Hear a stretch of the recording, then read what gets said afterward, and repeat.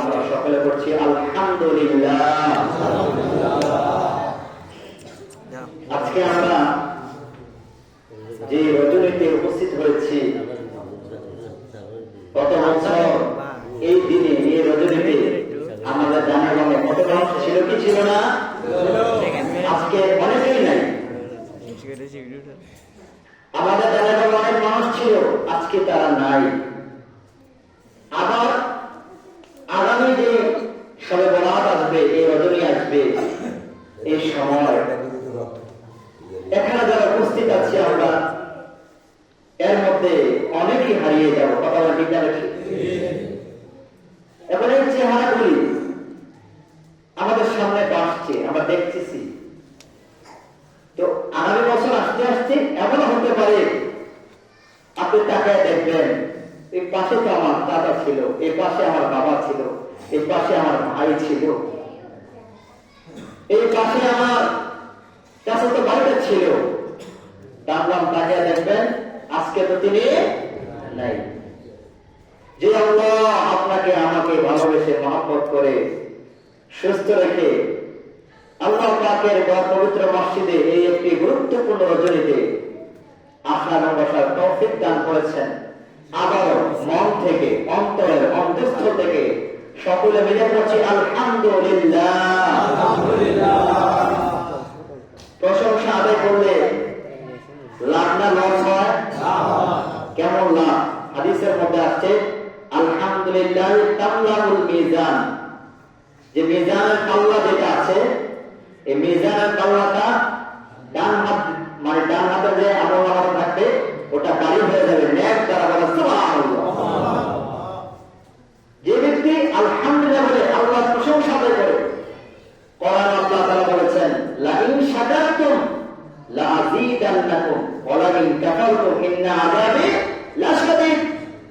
আল্লাহ কোরআনে বলেছেন, বান্দা আমি তোমাকে নিয়ামত দিয়েছি, নিয়ামত পাওয়ার পরে তুমি শুকর আদায় করো।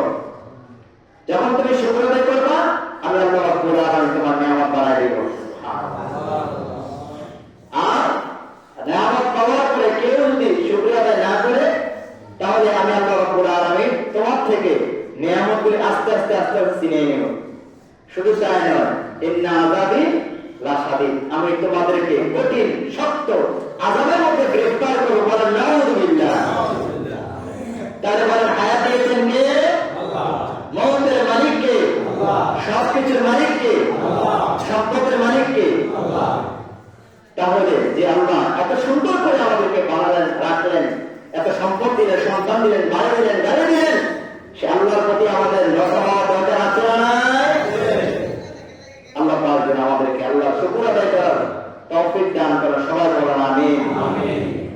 সম্মানিত ভাইয়েরা আমার, আজকে আমি আপনাদের সামনে যে বিষয় নিয়ে আলোচনা করবো ইনশাআল্লাহ, সেই বিষয় হচ্ছে, আপনারা তো জানেন আজকে রজনী লাইলাতুল রাত, হাদিসের ভাষা সেটাকে বলে নিসফু মিন শাবান, শাবানের মধ্য রজনী। কি বলা হয় বলেন তো, বাংলাতে অর্থটা বললে শাবানের মধ্য রজনী। আজকে কিন্তু শাবানের 14 তারিখ। কয় তারিখ? সবাই বলেন আজকে শাবানের কয় তারিখ? 14 তারিখ। আগামীকাল কয় তারিখ? 15 তারিখ। তো 14 এবং 15, তো মাঝামাঝি যে অংশ এটাকে কি কয়? মধ্য বলে। কি বলে? মধ্য। তো শাবানের মধ্য রজনী আজকে। শাবানের মধ্য রজনী কবে? আজকে। এটাকে বলা হয় লাইলাতুল বরাত, আর হাদিসের ভাষায় নিসফু মিন শাবান। আর এটা যে আমল গুরুত্বপূর্ণ, হাদিসের মধ্যে আসছে, আল্লাহর হাবিব সাল্লাল্লাহু আলাইহি ওয়াসাল্লাম মা আয়েশা থেকে হাদিসটা বর্ণনা, উম্মুল মুমিনিন আমাদের আম্মা জান মা আয়েশা সিদ্দিকা রাদিয়াল্লাহু তাআলা আনহা তিনি বর্ণনা করেন, তিনি বলেন যে নবীজি বলেছেন কুমু লাইলাহা ওয়া সুমু নাহারাহা। বলা সুবহানাল্লাহ। রাতটাকে ইবাদত করো আর পরের দিন রোজা রাখো। বলা সুবহানাল্লাহ। রাতে এই রজনীতে কুমু লাইলাহা, সারা রাত কিয়ামুল লাইল করো। এবং কে বুঝতে পারছেন কিয়ামুল লাইল অর্থ কি বলেন তো? দাঁড়ায় দাঁড়ায় নামাজ পড়া। বলো দাঁড়ায় দাঁড়ায় কি বলা? নামাজ পড়া। কেউ কোরআন তেলাওয়াত করবে, কেউ জিকির আজকার করবে, কেউ তাসবিহ দাঁড়িয়ে করবে, কেউ মাফ চাইবে, মোনাজাত করবে। আর অসুমু নাহারাহা, পরের দিন সে কি করবে? বলো সবাই, পরের দিন কি রাখবে? রোজা রাখবে। এটা কিসের দ্বারা প্রমাণিত? হাদিস দ্বারা। সবাই কিসের দ্বারা প্রমাণিত? হাদিস দ্বারা। এবার কোরআন কারীমের সূরা দুখান, সূরার নাম কি? সূরা দুখান। এই সূরা দুখানের যে আয়াতে কারিমা, সে আয়াতে কারিমার মধ্যে প্রথম অংশের মধ্যে আসছে ইন্না আনজালনাহু ফি লাইলাতিন মুবারাকা। বরকতময় রজনী, বরকতময় রজনী। যদিও মুফাসসিরে কেরামগণ বলেছেন যে এই রাত্রের সম্পর্কে ওই আয়াতের মিল নেই। আয়াতের কি নাই? কারণ ওইটা হচ্ছে লাইলাতুল কদরের জন্য প্রযোজ্য। কোন রাতের জন্য? আপনারা আয়াতের তর্জমা শুনে বলবেন, ইন্না আনজালনাহু ফি লাইলাতিন মুবারাকা। আমি বরকতময় রাতে কোরআন নাযিল করেছি। আর এই কোরআন নাযিল তো এই রাতে করেন নাই, কোরআন নাযিল করেছেন লাইলাতুল কদরে। তবে কিছু সংখ্যক মানুষ বলে যে মুবারক অর্থাৎ বরকতময় রাত্র। সবাই বলেন কি পূর্ণ রাত্র? বরকতময় রাত্র। এই রাত্রে বেলা কেউ যদি তার শব্দ অনুযায়ী 12 কাপড় চোপড় পরে পবিত্র অর্জন করে মসজিদের মধ্যে চলে আসে, অথবা তার বাড়ির মধ্যে একই নিরাল ভাবে তিনি যদি কোরআন তেলাওয়াত করে অথবা নামাজ পড়ে, বড় বড় সেজদা দেয়, সে যদি সেজদা দিয়ে গোপনে গোপনে আল্লাহর কাছে কাঁদে, আল্লাহ পাক রব্বুল আলামিন বলেন আমার বান্দা যখন আমার কাছে এমনি ভাবে হাউমাউ করে কাঁদে, কেউ জানে না তার কান্নার কথা। পৃথিবীর সমস্ত মানুষ হয়তো ঘুমিয়ে আছে, কেউ জাগ্রত আছে, কেউ ঘুমিয়ে আছে।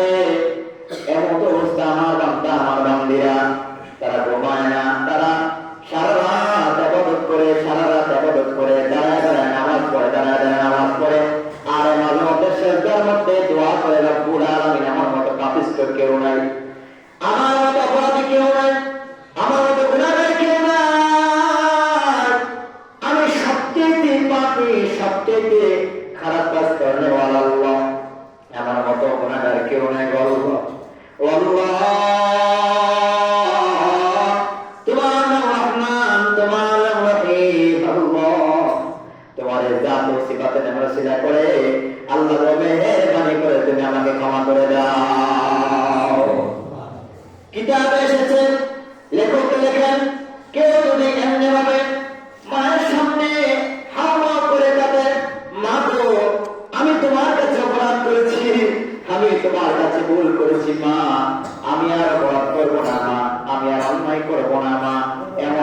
নিষ্ঠুর মা নাই যে তার সন্তানকে ক্ষমা না করে পারে।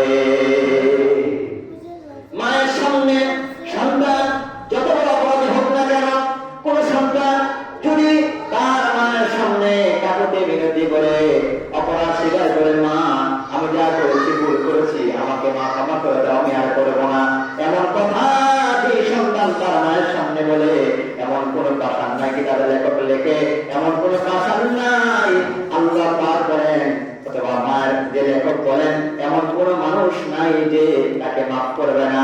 আল্লাহ আল্লাহ বান্দা বান্দিরা যদি গুনাহ করার পরে অপরাধ করার পরে লজ্জিত হয়, সারেন্ডার করে মাফ চায়, ক্ষমা চায়, আল্লাহ পাক বলেন হে বান্দা হতাশা হবে না, হতাশা হবে না, পেরেশানি করবে না।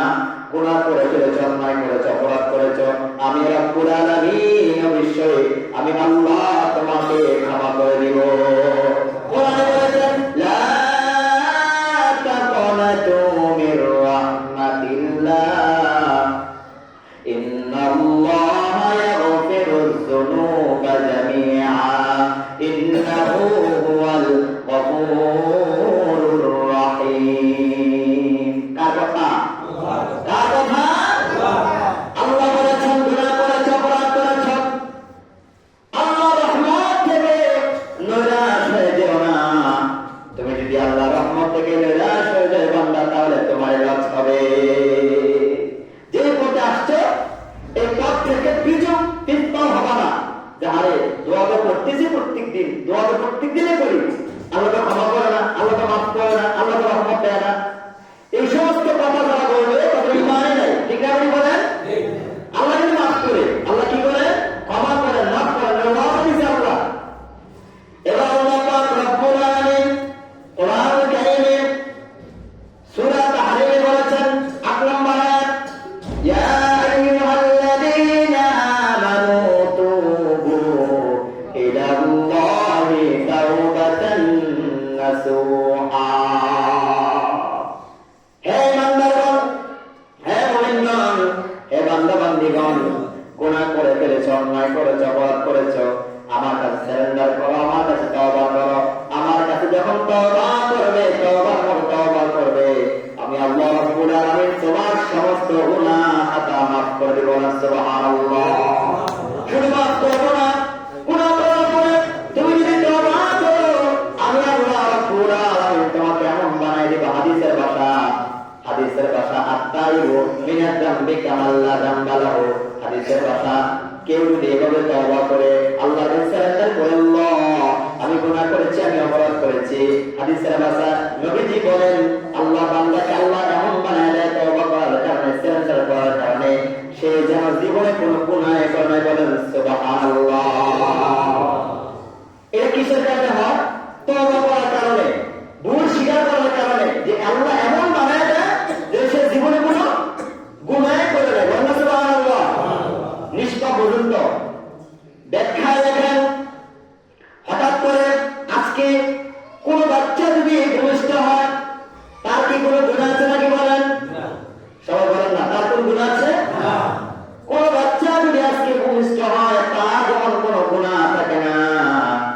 আল্লাহর কোন পাপিষ্ঠ বান্দা যদি পাপ করার পরে ক্ষমা চায়, মাফ চায়, আল্লাহ পাক রব্বুল আলামিন বলেন আমার বান্দা যখন আমার কাছে ক্ষমা চায়, মাফ চায়, আমি আল্লাহ রাব্বুল আলামিন তাকে নিষ্পাপ বানায় দেব। বলেন সুবহানাল্লাহ। রাসূলুল্লাহ একজন মহিলা খারাপ কাজ করেছে, জিনা করেছে, অন্যায় করেছে, অন্যায় করার পরে আল্লাহর হাবিব সাল্লাল্লাহু আলাইহি ওয়াসাল্লামের কাছে এসে বললেন, ইয়া রাসূলুল্লাহ, ইয়া হাবিবাল্লাহ, তখন নবীজি আমি অন্যায় করেছি, অপরাধ করেছি, আমি ওই যে আল্লাহ পাক যে শাস্তি আমাকে দেবে, সেই শাস্তি আমি সহ্য করতে পারবো না, বহন করতে পারবো না। আল্লাহ পাক যেন আমাকে এখনই ক্ষমা করে দেন, আমাকে একটা ব্যবস্থা করে দেন। নবীজির কাছে এসে যখন মহিলা এই কথাগুলি বললেন, আল্লাহ নবী বলেন তুমি স্পষ্ট করে বলো কি পাপ করেছ। মহিলা বললেন আমি জিনা করেছি, ইয়া রাসূলুল্লাহ আমার ভুল কি ক্ষমা হবে কিনা? তখন আল্লাহর হাবিব সাল্লাল্লাহু আলাইহি ওয়াসাল্লাম তাকে বিচারের আওতায় আনলেন, বিচার করবেন। অন্যান্য সাহাবাদেরকে বললেন তোমরা তার বিচারের ব্যবস্থা করো।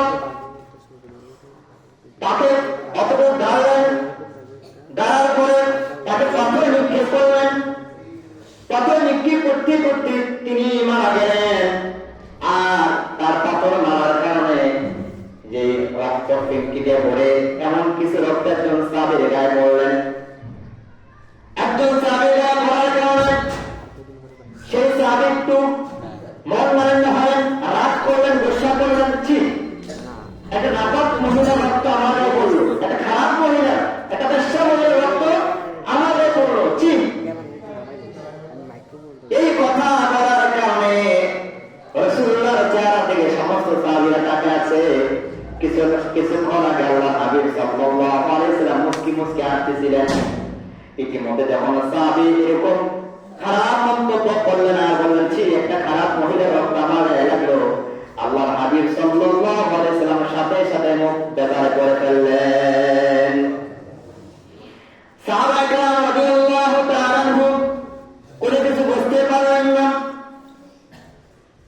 আল্লাহর হাবিবকে প্রশ্ন করলেন, ইয়া রাসূলুল্লাহ, ইয়া হাবিবাল্লাহ, এই তো কিছুক্ষণ পূর্বে আপনি হাসছিলেন, মুস্কি মুস্কি হাসছিলেন, আল্লাহ নবী আপনি কেন এখন মুখটা মলিন করে ফেললেন? তার কারণ কি? খারাপ কেন করলেন? তার কারণটা কি?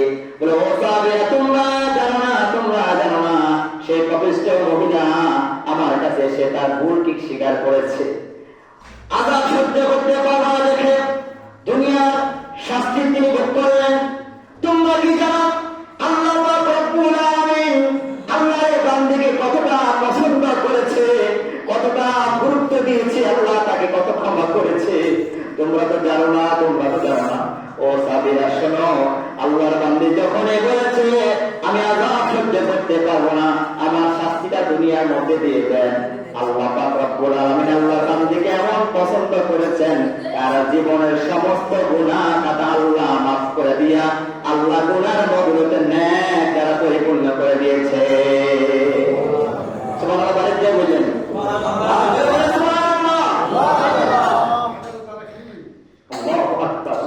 চিন্তা করেন তো, মহিলা ভুল করেছেন, ভুল করার পরে সে আবার অন্যায় স্বীকার করেছে, ক্ষমা চেয়েছে। আমার বন্ধুগণ, আমার যারা ক্ষমা চায় তারা ছোট হয় না, আল্লাহ পাক তাদের মর্যাদা বৃদ্ধি করে দেয়।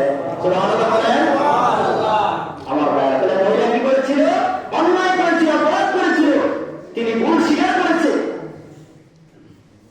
শুধু তাই না, আল্লাহর হাবিব সাল্লাল্লাহু আলাইহি ওয়াসাল্লামের কাছে একজন সাহাবী আসলেন, হাওয়া করে কাঁদতেছে। আল্লাহর হাবিব সাল্লাল্লাহু আলাইহি ওয়াসাল্লাম তাকে দেখে ডাক দিয়ে বললেন, এ সাহাবী, এদিকে আসো। তুমি কেন কাঁদো? বলি, ইয়া রাসূলুল্লাহ, কিছুক্ষণ আগে আপনি জাহান্নামের বয়ান করেছিলেন, জাহান্নাম বড় কঠিন, জাহান্নামের আগুন কেউ সহ্য করতে পারবে না।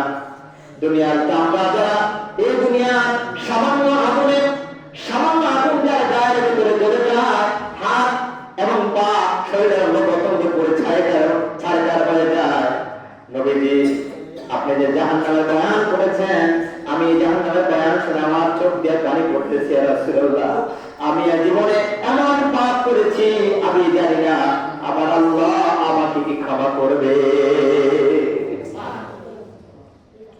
আল্লাহর হাবিব সাল্লাল্লাহু আলাইহি ওয়াসাল্লাম জিজ্ঞাসা করলেন, ও সাহাবী, তুমি কি ভুল করেছো? কিতাবে এসেছে তার নাম হলো দাহিয়াতুল কওমি। তিনি বললেন, আমার জীবন দশায় আমি ব্যবসা বাণিজ্য করতাম, দেশে কম থাকতাম, আমি ব্যবসার জন্য বিভিন্ন রাস্তায় রাস্তায় সফর করতাম, বিভিন্ন জায়গায় চলে যেতাম।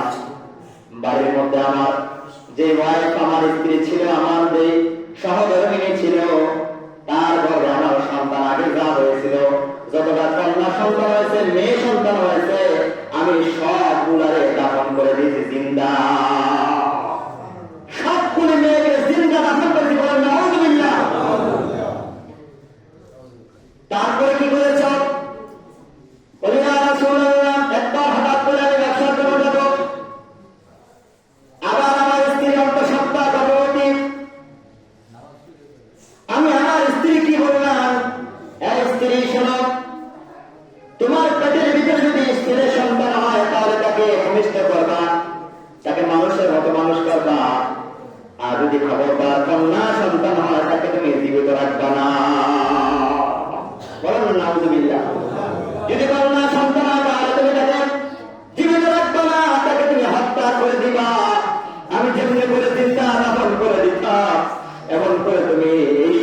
জিন্দা দাফন করে দিবা। ইয়া রাসূলুল্লাহ, আমি একদিন এভাবে আমার স্ত্রীকে বয়ান করার পর আমি চলে গেলাম ব্যবসা করতে। প্রায় অনেক বছর করে আসলাম, প্রায় 6 থেকে 7 বছর করে আমি আসলাম। 6 থেকে 7 বছর পরে আমি আসলাম।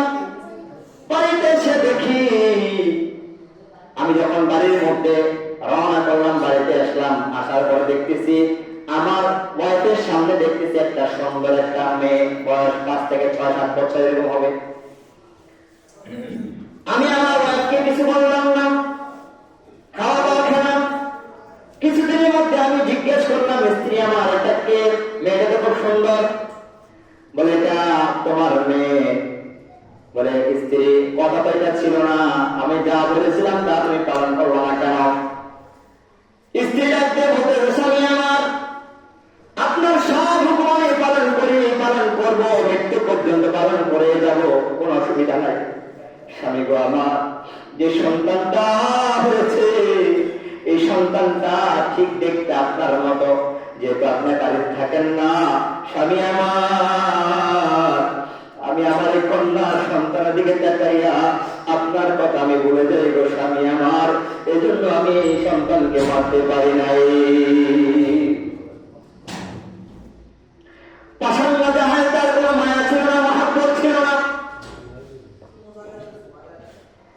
যেহেতু মায়া ছিল না, মহাব্বত ছিল না, কিছুদিন পরে মেয়েটাকে সুন্দর করে আদর যত্ন করে করার পরে তার যে মা আছে, মায়ের কাছে বলে, স্ত্রী আমার, তোমার সন্তানকে সাজায় বোঝায় দাও, আমরা তাকে নিয়ে তার নানির বাড়িতে যাবো, নানার বাড়িতে বেড়াতে যাবো। মা তো সরলাম, সুন্দর করে গোসল পবিত্র করা, সুন্দর জামা কাপড় পরাইয়া তার সামনে দিল। তার সঙ্গে বাবা মেয়েটাকে হাতে হাতে হাতে আর গল্প করে, হাতে আর গল্প করে। কারণ যদি আপনার ছোট বাচ্চা থাকে, মেয়ে বিশেষ করে কন্যা সন্তান থাকে, দেখবেন অনেক মায়া লাগবে, তাকে কি লাগে না বলেন?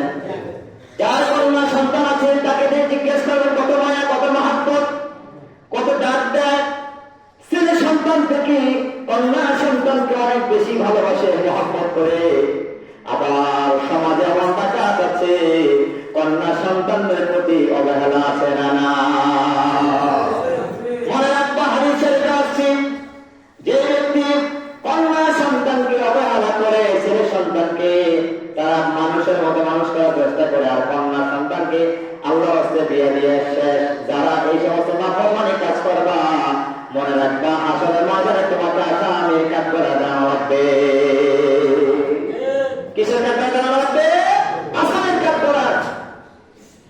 বলতেছিলাম ভাই আমার, আপনি শুনতেছেন? অল্প সময় চলবে, বলেন ইনশাআল্লাহ। আমার বন্ধুগণ, তাহিয়াতুল কলবি বলতেছি, ইয়া রাসূলুল্লাহ, আমি আমার স্ত্রীকে সুন্দর করে বুঝাই দিলাম, আর আমি আমার কন্যা সন্তানকে নিয়ে হাঁটতেছি আর গল্প করতেছি। আমার মেয়েটা আমাকে বারবার জিজ্ঞেস করে, বাবা এতদিন তুমি কোথায় ছিলে বাবা? তোমার কথা বারবার শুনে তুমি নাকি অনেক ভালো। বাবা গো, তোমাকে দেখার জন্য আমার অনেক মন প্রাণ কেঁদেছিল এতদিন। বাবা গো, তুমি এসেছো, তোমার সাথে ঘুরতেছি। আমি তো আর জীবনে তোমার সাথে ঘুরি নাই বাবা, আমি তোমার সাথে ঘুরতেছি, এর চেয়ে আনন্দ আর কিছু হতে পারে না। সামনে যতটা মরুমে এলাকা, বাড়ি নাই, গাড়ি নাই, কোনো কিছু নাই, নিরঞ্জন, কোনো মানুষ যেখানে থাকে না, মরুভূমি এলাকা। সামনে যায়, কিছুক্ষণ পরে এমন একটা অবস্থা হলো যে জায়গায় মানুষ, গরু ছাগল কোনো কিছু দেখা যায় না, নিরঞ্জন, একবারে কোনো মানুষে নাই। হঠাৎ করে বলতেছে, মা এখানে দাঁড়াও।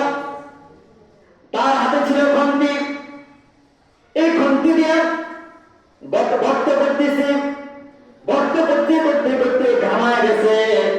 মেয়েটা ডাক দেয়া বলতেছে, বাবা তুমি গর্ত করতে করতে ঘামায় গেছে, আসো আমার রওনা দিয়া তোমার গামগুলি মুছে দে।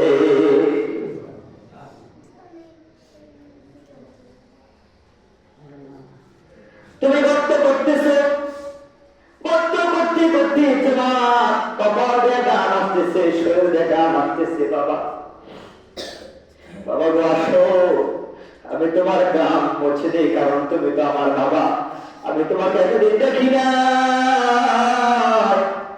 আমি ডানে তাকাতাম বাবা তাকাতাম, বাবা পেতাম না। আমি মাকে জিজ্ঞেস করতাম মা বাবা কোথায়, বলে তোমার বাবা ব্যবসার জন্য চলে গেছে, তোমাকে দেখার জন্য খুব শীঘ্রই আসবে। বাবা তোমার অপেক্ষা বারবার ছিলাম বাবা, আজকে তুমি এই কষ্ট করতেছো আমার সহ্য হয় না, কারণ আমি তো মেয়ে মানুষ। যে মেয়েরা দেখে তার বাবা অনেক কষ্ট করে, বিশ্বাস করেন এই মেয়েটার আর সহ্য হয় না। প্রত্যেক ঘরে যেই মেয়েরা কন্যা সন্তান বাবা কষ্ট করে, ছেলে যদি পাশে থাকো তার না থাকো, মেয়েরা পারো তার না পারো, বাবার হেল্প করবে, কোথায় কি করবে বলে চেষ্টা করে। এটা মেয়েদের গুণ, মহিলাদের একটা গুণ। মহিলারা বাবার করে বেশি কাঁদে, ঠিক না বলেন না? ওই মেয়েটা বাবার গান মুছে দেন, আসলে তো মেয়ে জানে না এই গর্ত কিসের জন্য করতেছে, এটা তো মেয়ে জানে না।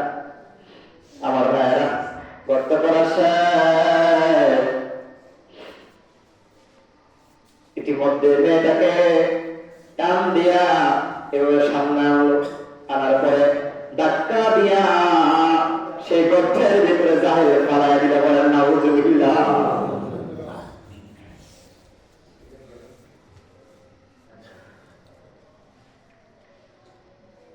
একটু মায়া লাগলো না, চোখের পানি আসলো না, মনটা একটু নরম হলো না। কে কন্যা সন্তান তোমাকে এত ভালোবাসলো, এত মহাব্বত করলো, সেই কন্যা সন্তানকে কিভাবে কেমনি ভাবে এত গভীর গর্তের ভিতরে ফালাতে পারে? শুধু গর্তের ভিতরে ফালায় কান্ত দিল না, সে গর্তের ভিতরে ফালায় বালু চাপা দেয়, আবার পাথর নিক্ষেপ করে শেষ পাথরটা যখন নিক্ষেপ করে বুকটা বরাবর পড়ে, রক্ত ফিক্কি দিয়ে তার কপালে সে পড়ে, আর ডাক্তার মনে মনে ভাবে আব্বা আমি জীবনে আর তোমাকে আব্বা বলে ডাকবো না, তোমার বাড়িতেও যাবো না, তোমার কাছেও থাকবো না, প্রয়োজন আমি ভিক্ষা করে খাবো আব্বা, তারপর আমার বাড়িও না আব্বা।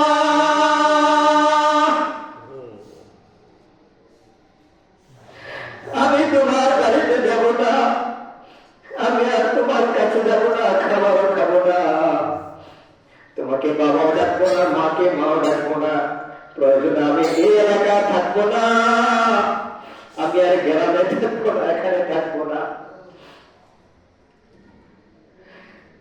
আব্বা আমাকে মারিয়েন না, আমাকে মারিয়েন না, একটু দয়া করে একটু মায়া করেন, আমি আর আপনার সামনে বাবা বলে ডাক দিব না।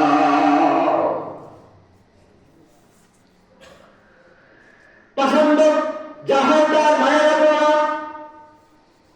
দাফন করল। দাফন করার পরে এই ঘটনাটা আল্লাহর হাবিব সাল্লাল্লাহু আলাইহি ওয়াসাল্লামের কাছে বললেন। আল্লাহর নবী, রহমতের নবী, মায়ার নবী, দুজাহানের বাদশাহ নবী, তিনি ঘটনা পুরোটা শুনলেন। তিনি ঘটনা শুনে বলতেছে, মানুষকে এভাবে দাফন করতে পারে? তুমি তো মানুষ না, তুমি তো জানার চাইতে বেশি জঘন্য কাজ করেছো, কথা বলে ঠিক না? জানার চাইতে বেশি জঘন্য কাজ করেছে। একটা মানুষকে চিন্তা মানুষকে দাফন করতে পারে? আজকে দেখেন না, সামান্য নির্বাচনের কারণে, রাজনৈতিক কারণে আর কত মানুষ মেরে না, একটু তার ভিতরে ভয় লাগে না যে আমি আমার ভাইকে, আমি আমার আপনজনকে অথবা এলাকারই মেরে রেখেছি, শুধু সুবিধার্থে, একটু সুবিধার জন্য আমি আমার আপনজনকে চিনতে পারছি না। আল্লাহর হাবিব সাল্লাল্লাহু আলাইহি ওয়াসাল্লাম কি এই কথাটা বলার পরে, আরে আমার নবী তো রহমতের নবী, মায়ার নবী, আল্লাহ কোরআনে ঘোষণা দেওয়া, মা আরসালনাকা ইল্লা রাহমাতাল লিল আলামিন। আমার সাথে বলেন, ওমা আরসালনাকা ইল্লা রাহমাতাল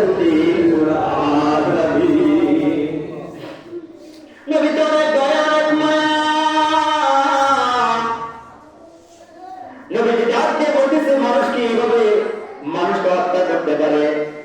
বলে ইয়া রাসূলুল্লাহ, আমাকে কি আল্লাহ ক্ষমা করবে কিনা? আমি তো এত বড় একটা অন্যায় করে ফেললাম।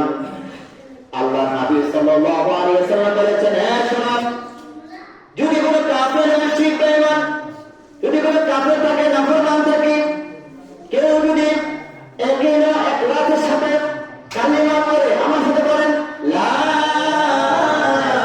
ইলাহা ইল্লাল্লাহ মুহাম্মাদুর রাসূলুল্লাহ, লা ইলাহা ইল্লাল্লাহ, লা ইলাহা ইল্লাল্লাহ, লা ইলাহা ইল্লাল্লাহ, লা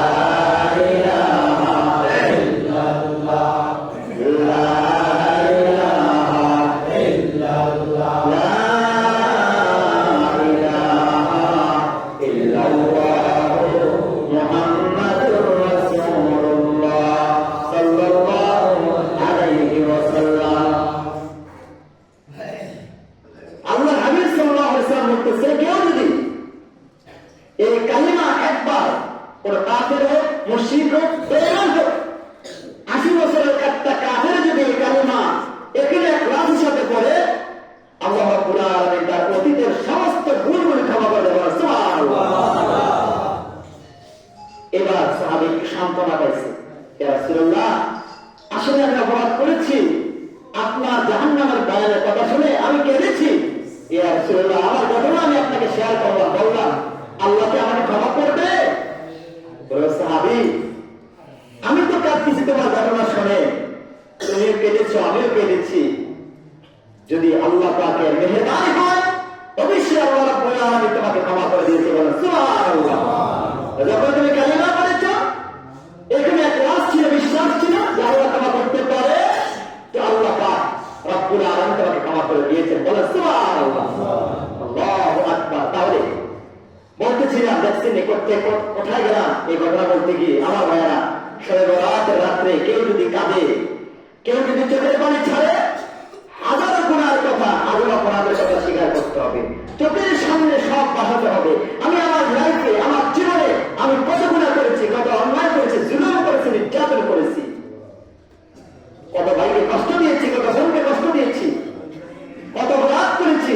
আমি যদি সেগুলোর কথা স্মরণ করি, অবশ্যই আল্লাহর কাছে তওবা করে সারেন্ডার করে, আমার আল্লাহ বলেছেন অবশ্যই শবে বরাতের রাত্রে বাবা আল্লাহ রাব্বুল আলামিন বান্দাকে ডাকতে থাকে, ও বান্দা, কে গুনাহ করেছো, কে অপরাধ করেছো, কে অন্যায় করেছো, জুলুম নির্যাতন করেছো, আবার কারো সন্তান নাই, বান্দারে আমার কাছে যাও, আমি আল্লাহ রাব্বুল আলামিন তাদের সন্তানের ব্যবস্থা করব।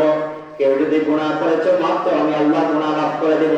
কেউ যদি জান্নাতের আশা, জান্নাত চাও, আমি আল্লাহ রাব্বুল আলামিন তোমাকে জান্নাতের ব্যবস্থা করে দেব।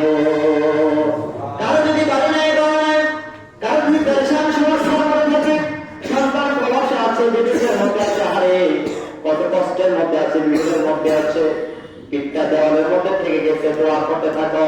আর আল্লাহর কাছে বলো, রব্বুল আলামিন, খুব পেরেশানির মধ্যে আছি, অভাবের মধ্যে আছি, আল্লাহ মেহেরবানি করে আমার সন্তানকে বিপদ থেকে মুক্ত করে দাও, আমার ভাইকে বিপদ থেকে মুক্ত করে দাও, আমার সন্তানকে মুক্ত করে দাও, আমার স্বামীকে মুক্ত করে দাও, আমার বাবাকে মুক্ত করে দাও। আল্লাহর কসম, কোরআন সাক্ষী, কোরআন সাক্ষী, আল্লাহ পাক বলেন, আল্লাহ বান্দার চাইতে দেরি আল্লাহ ক্ষমা করতে দেরি হয় না। আল্লাহ বান্দা যদি শবে বরাতের রাত্রে এবং শবে কদরের রাত্রে অথবা জুমার দিনের রাত্রে আল্লাহর কাছে এমনি ভাবে কাঁদে, আমার আল্লাহ কাউকে খালি হাতে ফিরিয়ে দেয় না। তবে শবে বরাতের রাত্রে যে আমার আম্মা আয়েশা সিদ্দিকা রাদিয়াল্লাহু তাআলা, গত জুমায় আমি আপনাদেরকে বলেছিলাম, আম্মা আয়েশা সিদ্দিকা রাদিয়াল্লাহু তাআলা আগে আল্লাহর হাবিব সাল্লাল্লাহু আলাইহি ওয়াসাল্লাম আরেকটা কথা বলেছেন, যে কেউ যদি এই রাত্রিবেলা কবর জিয়ারত করে, মনে আছে যে আম্মা আয়েশা কোথায় পেলেন, যে জান্নাতুল বাকির মধ্যে গিয়ে পেলেন যে রাসূল সাল্লাল্লাহু আলাইহি ওয়াসাল্লাম কি করতেছে, দুইটা হাত তুলে মুনাজাত করতেছে। বলা, দুইটা হাত তুলে কি করতেছে? জীবিত মৃত সবার জন্য দোয়া করছেন।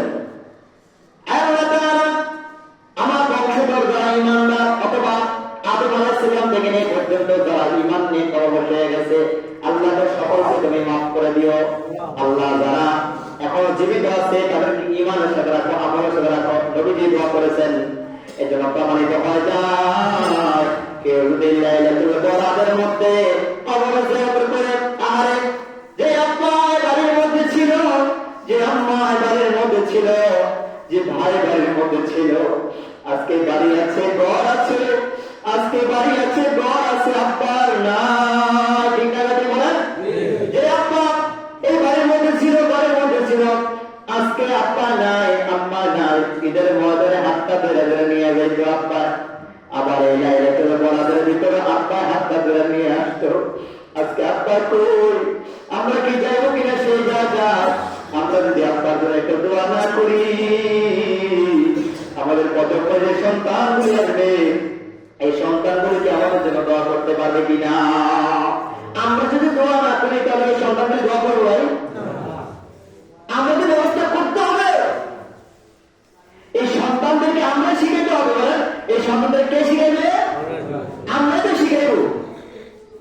এই কথাটা সন্তানদেরকে বলবো, বাবা আমি তো তোমার বাবার জন্য, তোমার দাদার জন্য দোয়া করছি, তোমার নানার জন্য দোয়া করি, তোমার দাদির জন্য দোয়া করি, তোমার দাদির জন্য এটা করছি সেটা করি, তুমিও কিন্তু আমরা যখন মুরব্বী হয়ে যাবো অথবা মরে যাবো, তখন তুমি কিন্তু আমাদের জন্য এই দোয়ার আয়োজন করবা, দোয়ার ব্যবস্থা করবা। এটা বলতে হবে না সন্তানকে, অথবা আপনার কাজই করবে, প্রমাণিত হতে হবে যে আপনি কতটুকু করেন তাদের জন্য, তো আপনার সন্তান আপনার জন্য অতি করবেন ইনশাআল্লাহ। তাহলে বোঝা গেল এই লাইলাতুল কদরের কবরবাসী যারা আছে, কবরবাসীরা কিন্তু টাকা পয়সার জন্য পাগল হয় না, গালিগালির জন্য পাগল হয় না। কবরবাসীরা একটু টাকা থাকে, আমার সন্তান মসজিদে যাবে, তাহলে টানার জন্য যাবে না, আমার সন্তান মসজিদ যাবে, এই সবে বরাতে দুইটা সাজদা দিয়ে কোরআন তেলাওয়াত করবে, আর চোখের পানি ছেড়ে আব্বার জন্য আম্মার জন্য দোয়া করবে, রব্বির হামহুমা কামা রাব্বায়ানি সগীরা। সবাই বলেন রব্বির হামহুমা কামা রাব্বায়ানি সগীরা। আল্লাহ বলেন কোরআনের ভাষা সূরা বানী ইসরাঈলের মধ্যে আছে, বান্দা যখন এভাবে আল্লাহর কাছে তার পিতা মাতার জন্য মন করে দোয়া করে দোয়া করতে দেরি হয়, আব্বা আম্মার ভুলগুলি ক্ষমা করে তাদেরকে জান্নাত দিতে দেরি করে না। এমনি ভাবে সন্তানগুলি দোয়া করতে হবে। তাহলে লাইলাতুল কদরের মধ্যে পেলাম আমরা দোয়া করার জন্য, মুরব্বীদের জন্য দোয়া করা, জীবিত মৃত্যুর জন্য দোয়া করা, যারা কবরবাসী আছে তাদের জন্য দোয়া করা। আব্বা আমার জন্য কি করা বলেন? এবং জীবিত মৃত্যু যারা আছে তাদের জন্য কি করা? তারপরে হলো আম্মা তারা এসে বলেন, আসো শোনো, এই রাত্রেবেলা যদি সম্ভব হয় দান করবা। কি করবো বলো? সবাই কি করবা? দান করবা, কিছু দান করবা। কারে দান করবা? কাকে দান করলে সব হবে? এমন অসহায় মানুষ তোমার দ্বারা, তোমার ঘরে, তোমার আশেপাশে মানুষ আছে, তাদেরকে যদি 10 লাখ, 5 লাখ, 1000 টাকা, 500 টাকা, 200 টাকা দিতে পারো, তাহলে তোমার এই দানের সওয়াব আল্লাহ পাক বিনিময়ে হাসরের ময়দানে পাহাড় পরিমাণ করে দেবে। সুবহানাল্লাহ। তুমি দেখছো 100 টাকা, তুমি দিচ্ছ 200 টাকা, তোমার এই দানের সওয়াব পাহাড় পরিমাণ হয়ে যাবে। সুবহানাল্লাহ। মনে করেন এই যে ঢাকা শহরে, বিভিন্ন শহরে, চট্টগ্রামে, আমাদের গ্রামগঞ্জে তো আয়োজন হয় না, হয়তো বিভিন্ন শহরের ভিতরে আয়োজন হয়। আয়োজন হয় না? বলে আয়োজন হয়। কত ফকির মিসকিন এই রাস্তার দুই পাশে দাঁড়ায় থাকে, দেখেন না আপনারা? কত মিসকিন দাঁড়ায় থাকে। আরে হাজার হাজার মিসকিন আপনি দেন, দিলে কি হবে বলেন? সওয়াব হবে। হাদিসের মধ্যে আছে দান করা কি ফজিলত। দান এমন জিনিস, ডান হাতে দান করবেন, বাম হাতে না জানে, এমন ভাবে দান করবেন যে দানটা গ্রহণযোগ্য দান হয়। খালেস নিয়ে দান করবেন, আর এটা আরামের টাকা দান করবেন না, আরামের টাকা দান করবেন। যে টাকা দান করবেন এটা মনে করবেন আল্লাহ কোনো না কোনো বিপদের মধ্যে আমি আছি, আমার এই টাকার বিনিময়ে আল্লাহ মেহরবানি করে আমাকে বিপদ থেকে উদ্ধার করা। আল্লাহর কসম, আল্লাহর কসম, এই দানের বিনিময়ে আল্লাহ আপনার বিপদ থেকে উদ্ধার করবে।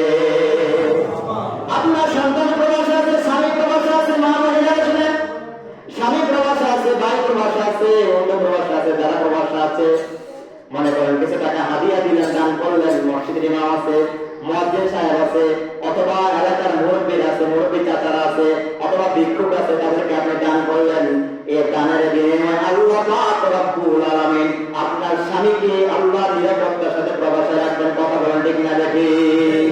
সন্তান কথা শোনা, সন্তান অমানুষ হয়ে যাচ্ছে, দোয়া করুন আমার সন্তান অমানুষ হয়ে যাচ্ছে, কথাবার্তা শোনা না, তাকে শাসনও করতে পারি না, বেয়াদব হয়ে গিয়েছে। হুজুরের কাছে দোয়া চান, মুরব্বির কাছে দোয়া চান, বাবা মার কাছে দোয়া চান, দান করেন। এই দানের বিনিময়ে আল্লাহ আপনাকে হেফাজত করবে এবং সন্তানকে মানুষ বানায় দিতে পারে কি পারে না? আবার যারা গাড়ি চালায়, রোডে কত অ্যাক্সিডেন্ট হয়, কত যুবক মারা যায়, আহারে কত মানুষ যে মারা যায়, কোন যুবক গাড়ি চালায় অথবা বৃদ্ধ গাড়ি চালায়, এই নিয়ম যদি করে আল্লাহ রোডে গাড়ি আমাকে বিপদ আপদ থেকে হেফাজত করো, 10টা টাকা মসজিদ দান করলাম, মাদ্রাসা দান করলাম, অথবা 100 টাকা হুজুরে দিলাম, 1000 টাকা হুজুর মাদ্রাসায় দিলাম, এই কথাটা বললাম, আল্লাহ এই দানের বিনিময়ে আল্লাহ তুমি আমাকে নিরাপত্তার সাথে গাড়ি চালানোর তৌফিক দিও। আল্লাহ পারে কি পারে না বলেন? নিরাপত্তা দেওয়ার মালিক কে বলেন? আল্লাহ রাস্তা ফাঁকা লাগবে কি লাগবে না বলেন না? তাহলে দান করা দরকার আছে না? বলেন দান করা দরকার আছে। আল্লাহর এক বান্দা গত জুমার এই মসজিদের জন্য 5,000 টাকা দিয়েছেন। এটা আপনার রং করার জন্য যারা দিয়েছেন, অবশ্যই রঙের জন্য 5,000 টাকা দিয়েছে।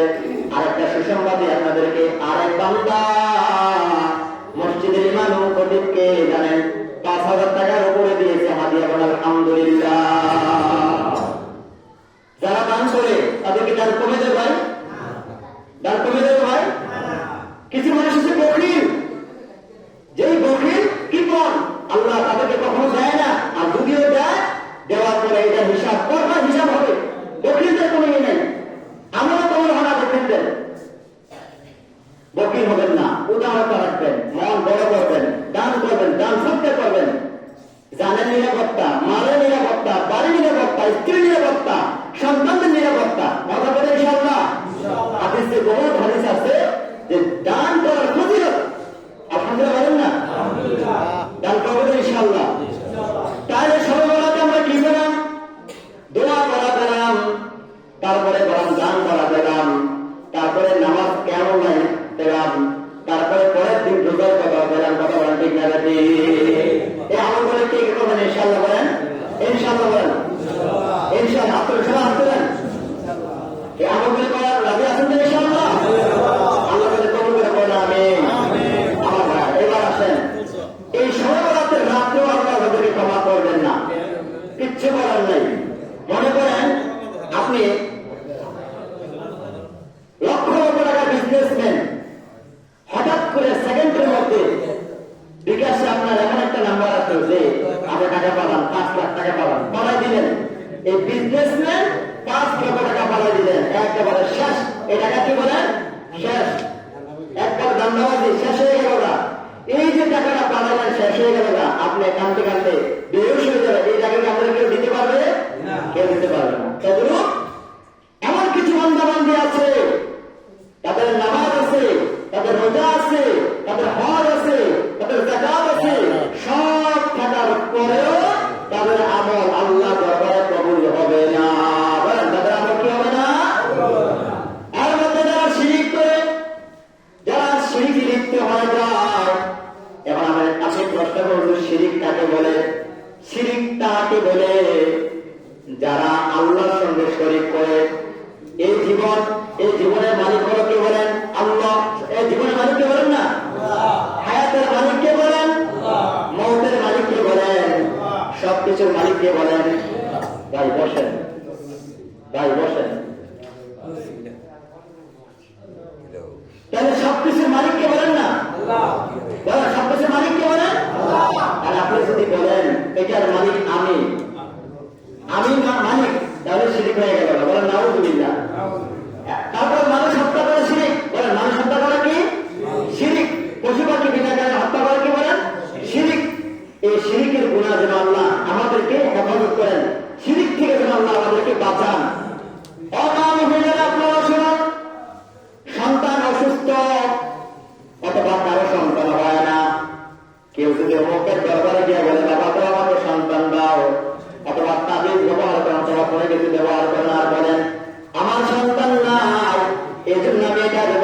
করতেছে তাহলে এটা শিরিক হয়ে যাবে।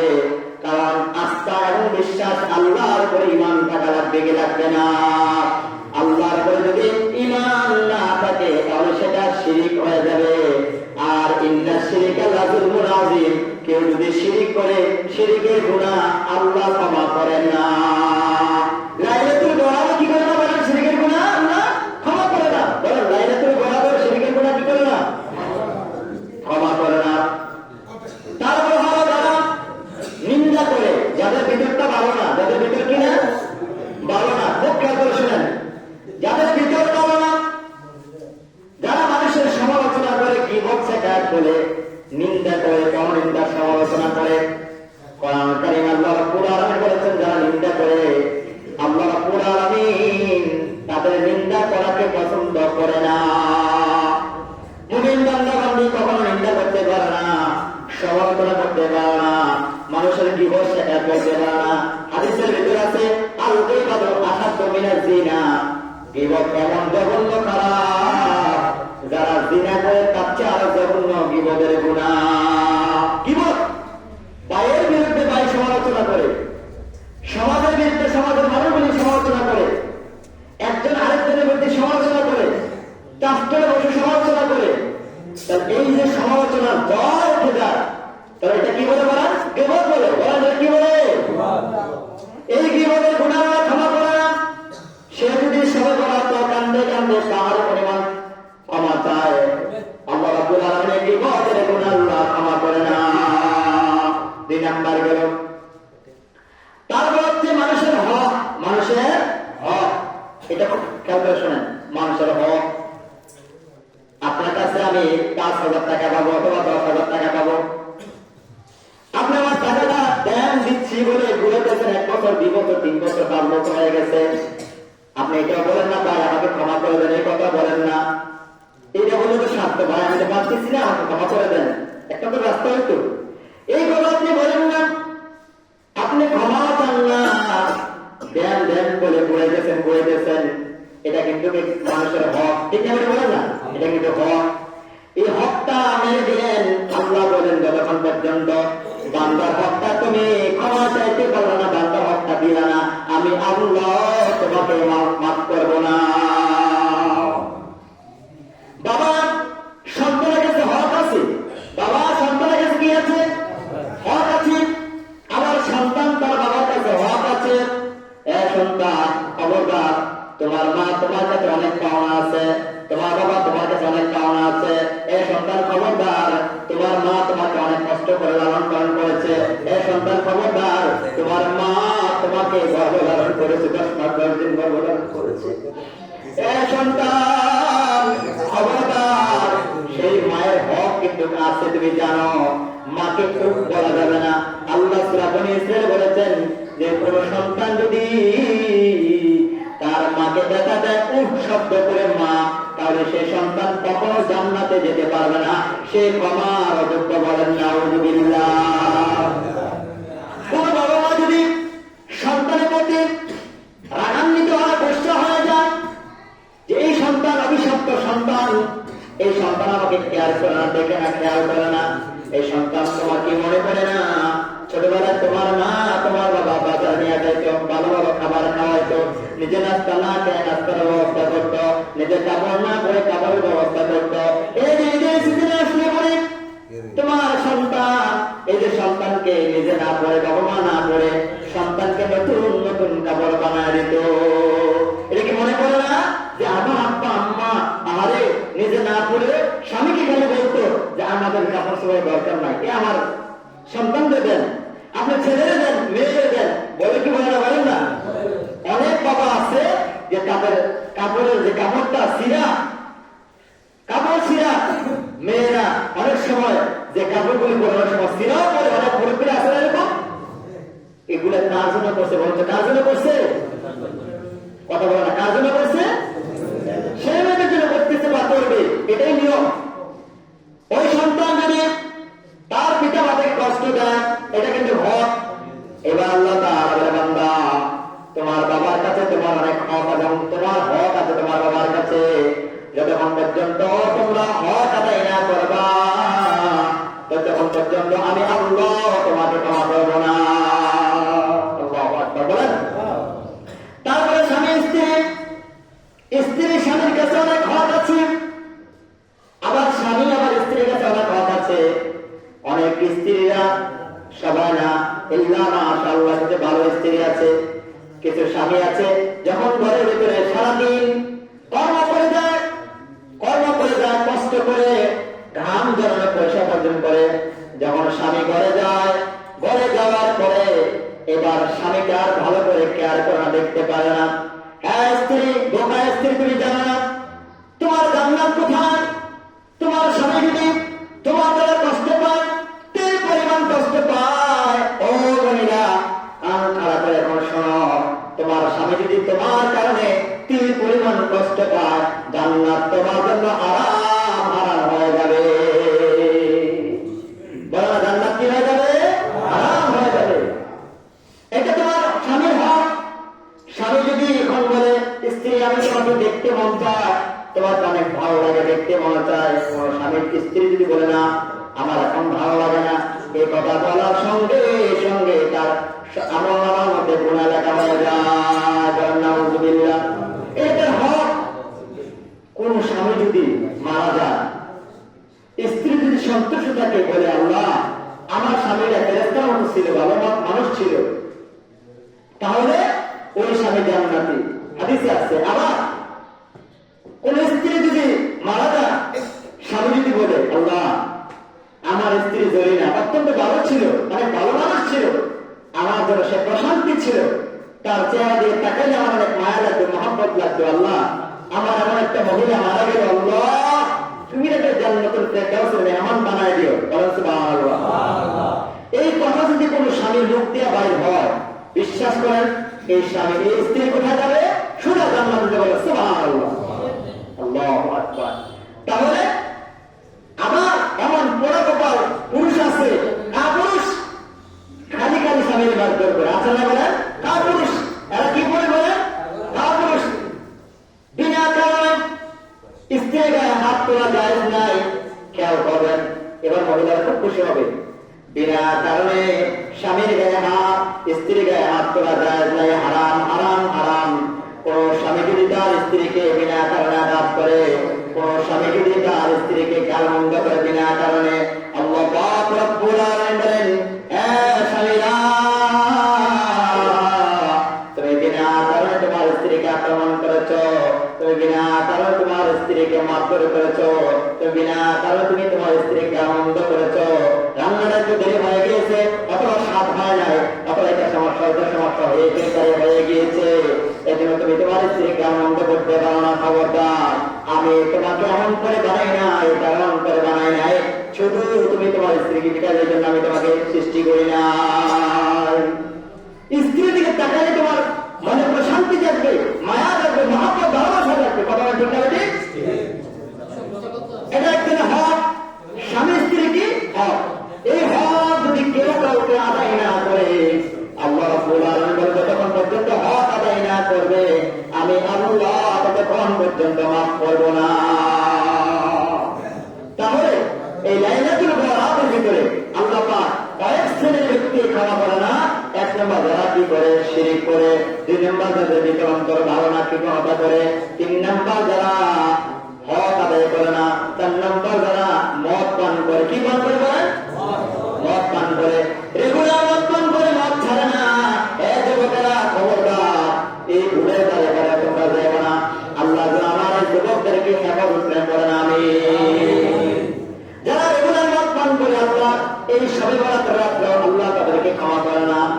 আবার যারা পুরুষেরা শোনেন, যারা টাকনুর নিচে পাঞ্জাব জুব্বা পরে অথবা পায়জামা পরে অথবা লুঙ্গি পরে, টাকনুর নিচে কেউ যদি রেগুলার ভাবে টাকনুর নিচে পায়জামা বা লুঙ্গি পরে, আল্লাহ এই সবে বরাতের রাত্রে আল্লাহ তাকে ক্ষমা করে না। খুব খেয়াল করছেন? আপনার লুঙ্গি অথবা পায়জামা এটা কোথায় রাখতে হবে? টাকনুর উপরে। আরেকটা হাদিস বলে পুরুষের দাড়ি বরফ দুইটি। পুরুষের দাড়ি বরফ কয়টি? আওয়াজ নাই, পুরুষ শেষ করে দেবে ইনশাআল্লাহ। পুরুষের দাড়ি বরফ কয়টি? এক নম্বরে সর্বহারাতের ইমানের উপর থাকা।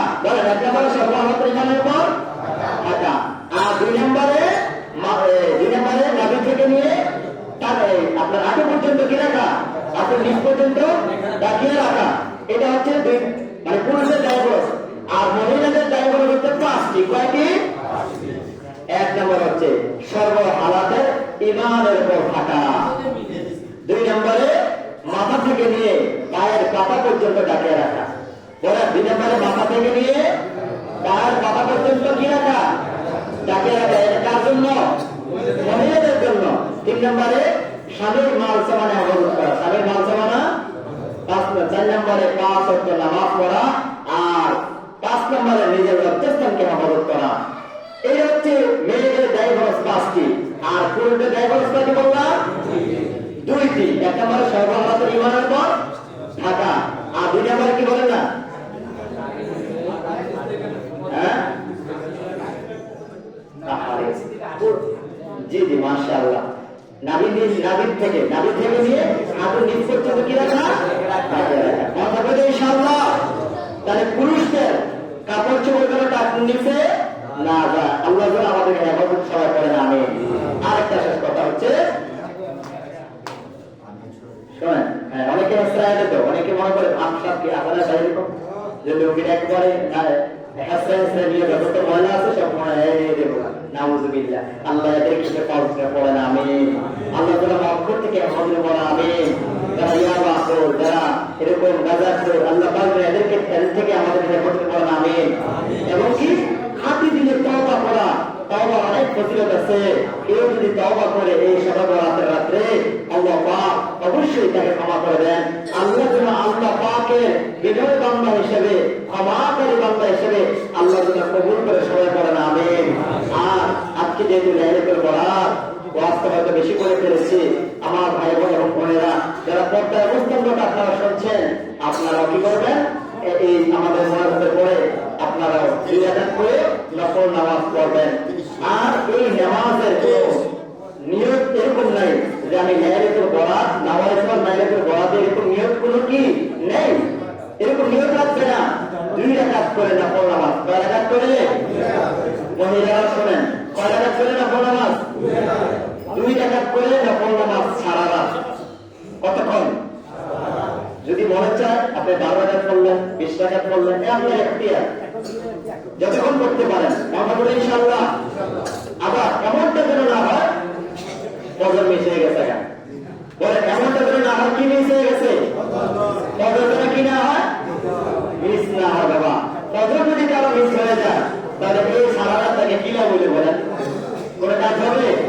আল্লাহ আমাদেরকে এই রাত্রে কিছু কোরআন তেলাওয়াত, আমাদেরা শোনেন, কিছু কোরআন তেলাওয়াত এবং কিছু 2 রাকাত করে নফল নামাজ আর মোনাজাত করবেন। আর তাসবিহ অনেকে প্রশ্ন করে, হুজুর যে আমাদের যে তাসবিহ আছে, এই তাসবিহ করবো নাকি হাতে গণনা করবো? দেখেন, হাতে গণনা বেশিটা আসছে হাদিসে, হাতে গণনা বেশি আসছে। কেউ যদি মনে রাখতে না পারেন যে 100 বার সুবহানাল্লাহ বললাম, আলহামদুলিল্লাহ 100 বার বললাম, আমার মনে নেই, তাহলে আপনি তাসবিহ নেন।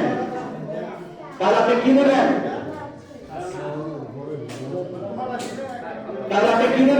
হাতের তাসবিহ নেবেন। কথা বলছেন, হাতে কি নেবেন? তাসবিহ। যদি মনে না থাকে, ঠিক আছে, ইনশাআল্লাহ আমরা আমাদেরকে রাত্রে আমল করার তৌফিক দান করুন। সবাই বলেন আমিন। ওয়া আখিরু দাওয়ানা আলহামদুলিল্লাহি রাব্বিল আলামিন। এখন